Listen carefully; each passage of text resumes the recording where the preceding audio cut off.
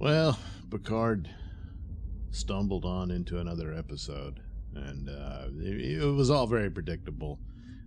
Somewhat. I mean, I guess there's a little twist there you might not have seen coming. But basically, you go into the dreamscape of Picard, who apparently never faced this terrible thing from his past, despite having saved the galaxy I don't know how many times. And all the traumas and stuff, this just never came up. It's really stupid. And you would think that, with the little hints and stuff of these visions from his past, that it would all culminate into something of some grand significance, but it really doesn't. I mean, it's there for Picard to understand that he needs to confront Q.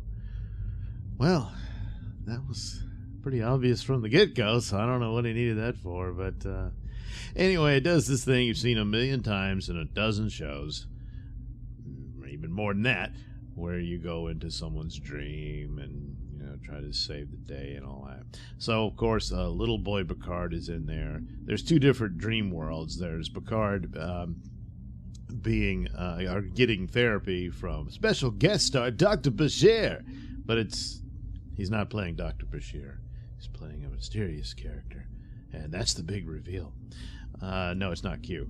And so you told it's Dr. Bashir. It says, the likelihood that Picard met him was probably high, and he was wearing a Starfleet uniform that was, I don't guess it was exactly like the ones they wore on Deep Space Nine, but it was pretty close.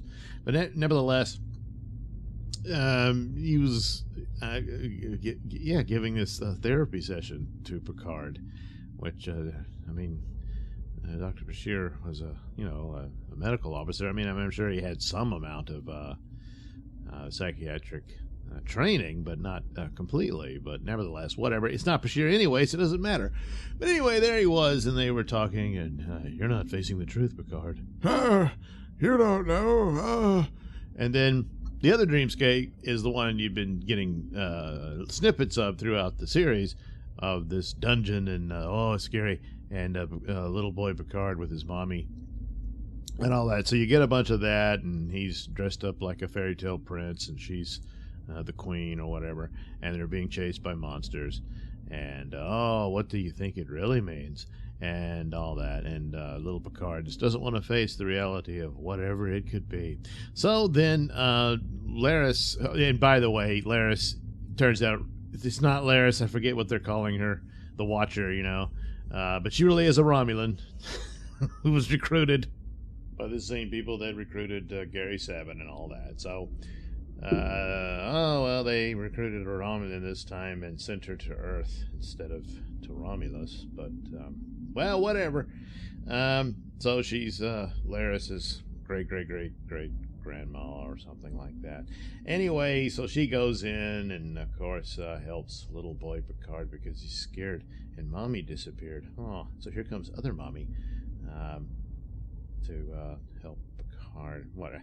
So anyway, the Mommy fixation. So you expect it to be revealed that the real villain of all of this was Picard's father, and he doesn't like Daddy. He wanted to be more like Mommy and all this stuff. But surprisingly enough, so this, I gotta give it to him, no, Picard's dad was not the bad guy.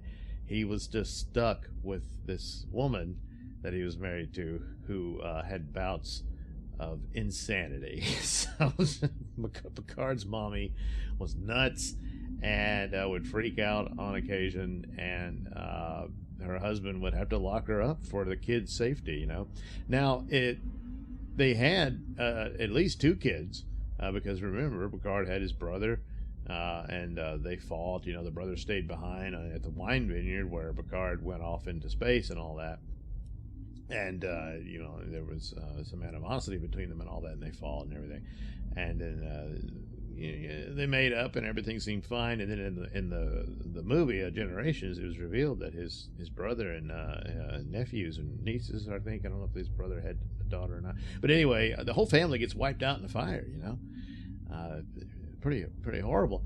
And yet, nothing. No memory of them, nothing.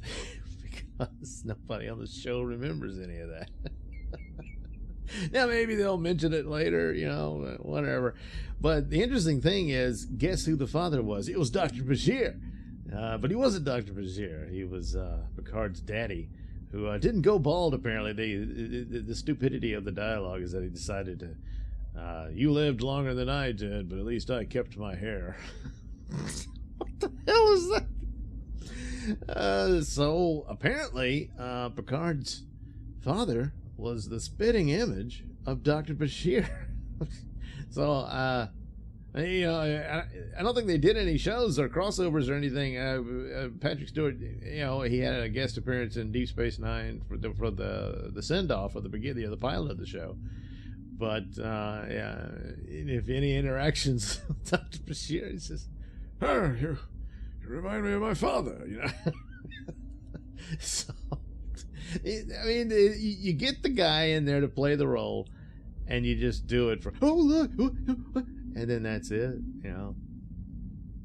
I don't know. But, so it was surprising that the father gets to actually be the hero. It's just Picard didn't understand that, and he was containing all of this and blaming Daddy for everything when it wasn't Daddy's fault, So they did that, and that was interesting and everything.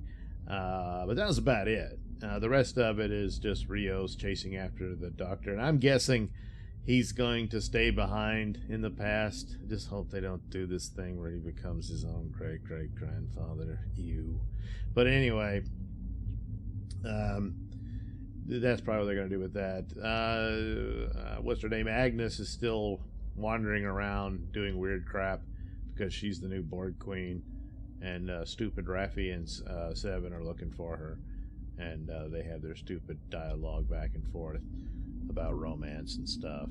Whatever, it doesn't matter.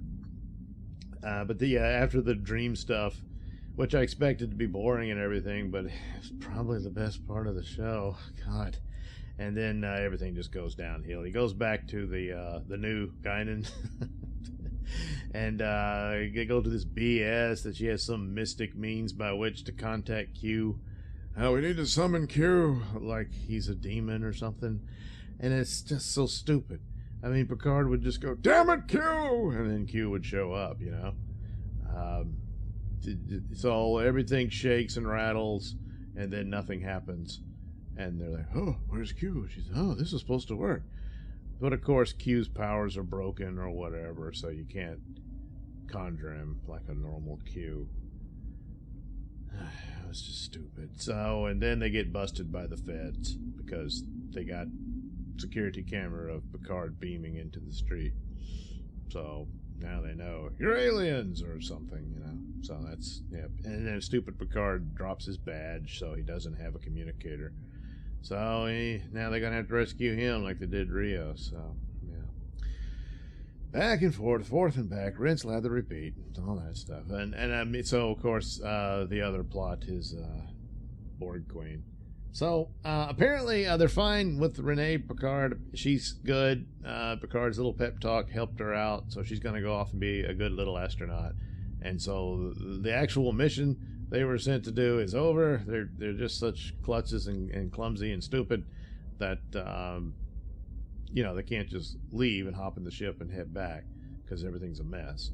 So that's where they are, and that's your recap of Picard.